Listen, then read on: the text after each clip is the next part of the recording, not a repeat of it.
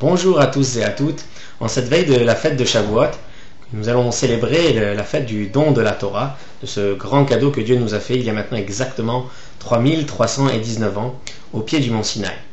Le verset nous dit à propos de cet événement que Vayichan Sham Israël, c'est-à-dire le peuple juif campé en bas de cette montagne du mont Sinaï, Vayichan au singulier et non Vayachanu au pluriel. Et pourtant le peuple juif était déjà au nombre de 600 000 âmes. Pourquoi avoir employé donc ce terme au singulier?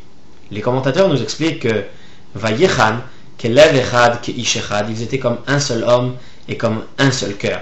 Cette unité leur a donné ce mérite de recevoir ce don unique, ce cher cadeau que nous gardons encore aujourd'hui et que nous transmettons à nos enfants, qui est la Torah et ses mitzvot et ses commandements. Le Baal Shem Tov, qui était l'un des grands maîtres chassidiques du mysticisme juif, nous fait part du fait que non seulement ils étaient unis comme un seul homme et que l'unité était importante, mais surtout qu'ils s'aimaient tous, quel que soit leur niveau, qu'ils soient des juifs plus simples ou des érudits. Et le Baal Shem Tov fait cette comparaison entre les juifs et les téphilines.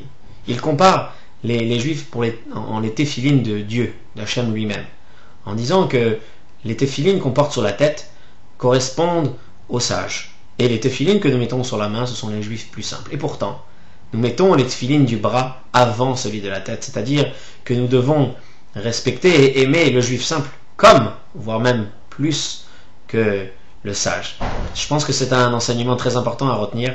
En tous les cas, je nous souhaite de tous se voir demain au pied du mont Sinaï, c'est-à-dire pour écouter les 10 commandements à la synagogue, mercredi à partir de 9h30, et peut-être même un deuxième office à 18h30, suivi du repas de Shavuot. Encore une fois, Chag Sameach et bonne fête à vous tous. À bientôt, au revoir.